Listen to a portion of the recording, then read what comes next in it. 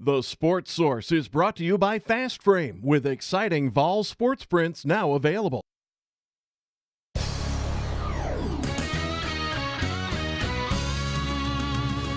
You are watching East Tennessee's first and only year-round sports talk show on television. This is The Sports Source with your host, John Pennington. Welcome into the Sports Source, presented by Bill Hodson Associates. Happy to have you with us today. We have a jam-packed show. We've got stuff on the AD search. Has there been a title change in the way that thing's going? I think so. We'll discuss. We'll talk about the Tennessee basketball nosedive. Is the NIT even a lock anymore? We'll look at football staff changes. Have there been too many now that Zach Hassani's leaving? You're going to have 7 of your 10 main guys, including the strength and conditioning coach, who are going to be in new positions this year. VFLs at the scouting combine.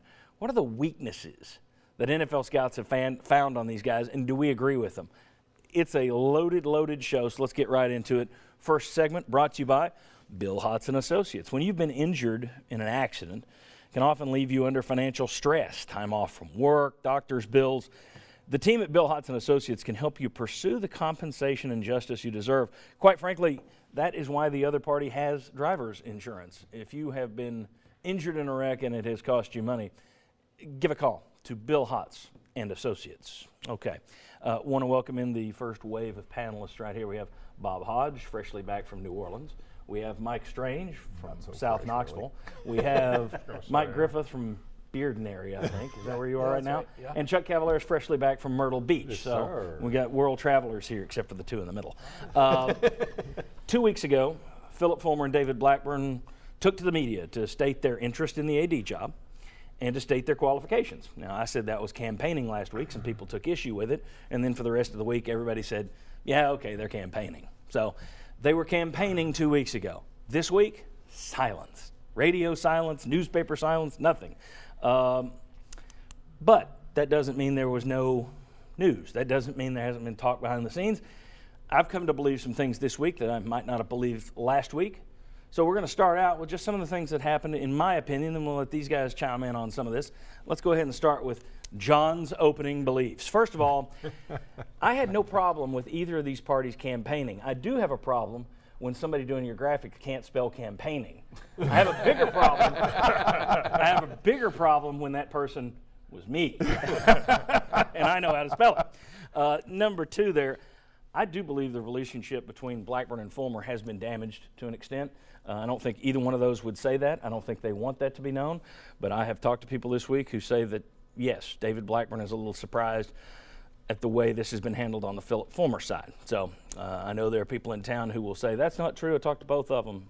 Yeah, well, I know people who've talked to both of them and they disagree. Those people aren't in the media.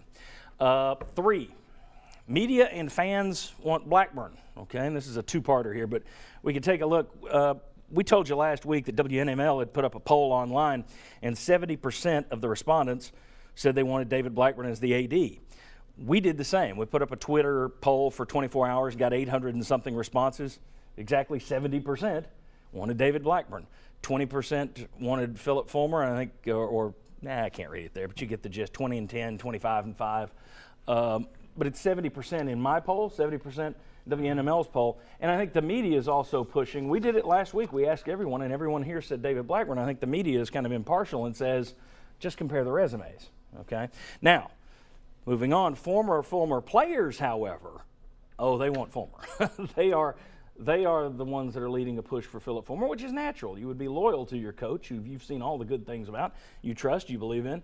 They're the ones that are very clearly behind Fulmer, so you've got an interesting dynamic in terms of media believes it's Blackburn. Players, I think, say, well, we'll do okay with Blackburn, but we want Fulmer. And then you've got fans who are saying, in the polls at least, that would be Blackburn. Next, boosters are not the ones driving the Fulmer candidacy, which I think a lot of us thought, okay, well, Fulmer's name has now popped up. This is boosters behind it. I don't believe so. I think Fulmer is driving the Fulmer candidacy. I think his phone calls to certain people, certain boosters, and if I say the name boosters on my show, I want you to know one thing. You would know the name if I revealed it. I don't talk about boosters as, I talked to a guy on the street who gives $8. That's not what I'm talking about. If I say boosters, I'm talking about names you would know. He made calls. There's no denying that. And I think he's driving it. And I think the VFLs have driven it. And I just think the boosters are they've been going along with it. So the idea that the chancellor, this is the next point, was going to have to choose between pleasing the fans with Blackburn or pleasing the donors and boosters with Fulmer, I don't think that's actually an issue anymore. I don't think necessarily the donors are banging the drum for Phillip Fulmer. I don't think they're banging the drum for Blackburn either, but fans might be. Anyway, last one, shift in thinking this week suggests UT could go outside, and this is the interesting part, guys. The mood seems to have changed over there. We had been hearing Blackburn, then Fulmer, then Blackburn, Fulmer, Fulmer, Blackburn, back and forth. It's these two, it's these two.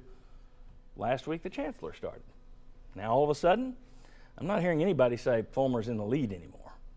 You know, it went from Blackburn will be done in December to Fulmer's imminent in January to it's not, you know, I don't think it's going to be either of those guys. Both of them have been interviewed by the search firm. Don't know when the search committee is going to talk to these folks. But it does appear that there is kind of a title change here, and you might get someone who is not a UT insider, which has been the main push for a lot of fans out there, and certainly the VFLs. They want Fulmer, and if they don't get Fulmer, they want Blackburn. Are you surprised in her first week that apparently, and this is coming out through multiple sources, are you surprised that in her first week, Beverly Davenport has apparently told folks, I would like a proven Power 5 athletic director? Any shock, any dismay? No, she said that in the release that was in January. So Mike, here's the thing. But there are things you say publicly and there are things you say privately. You know that as well as I do. She means what she says. Is that the surprise? That's what the surprise is. Not yes. to me. I said, Okay. and I said last week on the show that I thought that this chancellor was different than we'd seen, and that she would bring a lot of power. And I also said that people should be pleased with their decision.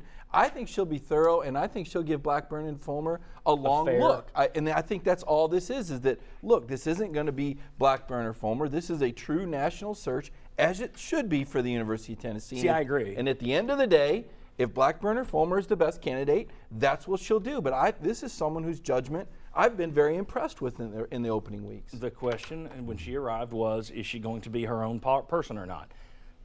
Okay. Are you surprised that she is being, apparently? I agree with Mike that I thought all along, once she got here and got involved, there was going to be some semblance of a national search where at least a couple of outside people were going to be looked at, and that's the way it's going down. And I'm like, Mike, I don't think that necessarily means it won't be Blackburn or Fulmer. I think the only thing that really surprised me was kind of adding the wording to me of Power 5. That to me, okay, do you eliminate both of the main candidates we thought we had? If you're a sitting athletic director at a Power 5, well, that's not Phillip Fulmer. And if you're a sitting athletic director in a Power 5, that's not David Blackburn. Right. So where do you go then? That's what outside. kind of And that right there, the Power 5, that's contrary to where they've gone hiring football and basketball coaches. When's the last time they hired a football or basketball coach from a sitting Power 5? But again, that's the university, not her. Mm-hmm. So It sounds like she wants a proven, I'm using the word that's out there, seems like she wants someone with a good track record. I don't have a problem with this. In terms of who the candidates have been, here's the issue, and I said this weeks ago, Tennessee shouldn't be in this spot right now.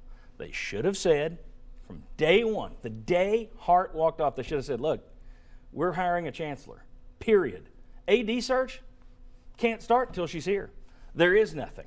If they had done that, you wouldn't have had the lies in December that it's Blackburn.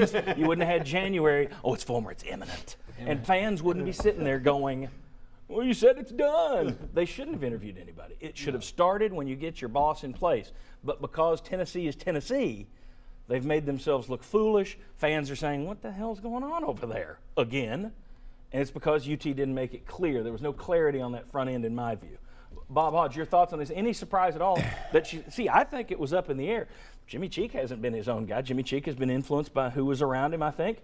I wondered if she came in, would she stand up and be her own person? I think she is. I think it needs to be a national search, and I'm very surprised because until you sit there and showed the graphic of the things that you've heard and thought about, I actually thought that this was being driven by boosters and they would just run right over her. I didn't think Davenport would really have a say. Hey, congratulations, you're going to hire Blackburn or you're going to hire Fulmer. So yes, I am surprised by this, that they're going to go out and look nationally. Now, just like someone else already said, it could very well end up coming back to Fulmer or Blackburn.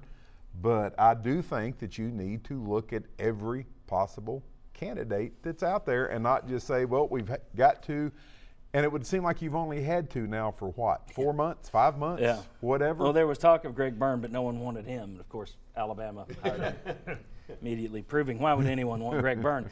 I tell you what, we're going to have more on this situation. And there are now people – there's been some people upset, and you're always going to have people upset, but there have been a lot of people upset that Jimmy Cheek wasn't out there enough. He wasn't public enough. Now there are people starting to worry that Beverly Davenport is too out there. She's too front and center. Okay, well, I'm going to tell you later why, if you don't like the past hires at UT, it might not be a bad thing to have a strong chancellor. We'll discuss that a little later. When we come back, is the NIT even a lock for Tennessee basketball anymore? We got football, AD search, future schedules, VFL's the combine, a lot to come. Basketball's next. You know, go bite a stick, come back, go find a stick, come back, bite it. We'll talk UT Hoops. Come on back.